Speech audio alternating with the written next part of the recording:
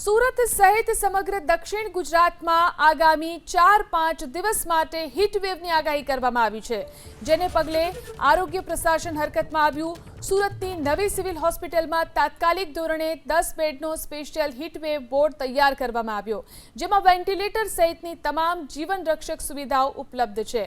દર્દીઓ અને સ્ટાફની સુવિધા માટે હોસ્પિટલના ઓપીડી તેમજ ઇમરજન્સી વિભાગમાં 15થી વધુ કુલર મૂકવામાં આવ્યા છે અને ડોક્ટરોને સનસ્ટ્રોકની સારવાર માટે ખાસ ટ્રેનિંગ અપાઈ। પ્રશાસને બપોરે 12 થી 3 વાગ્યાના સમયમાં નો ગો ઝોન જાહેર કરી અને બાળકો તેમજ વૃદ્ધોને બિનજરૂરી બહાર ન નીકળવાની તેમજ હાઇડ્રેટેડ રહેવા માટે વધુ પ્રમાણમાં પ્રવાહી લેવાની કડક સૂચના આપી।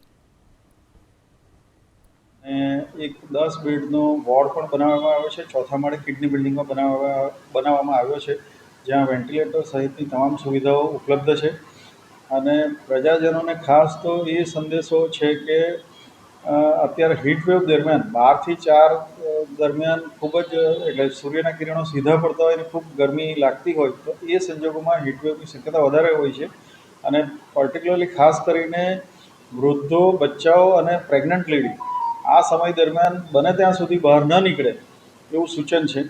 અને ખાસ કંઈક જરૂરિયાત હોય તો તે માથા પર ટોપી પહેરીને કે છત્રી રાખીને અથવા તો ભીનું કપડું મૂકીને બહાર નીકળે અને પોતાને શરીરને પૂરતું હાઇડ્રેશન મળી રહે એને માટે પાણી, છાશ, લીંબુ પાણી કે કોઈ પણ પ્રકારના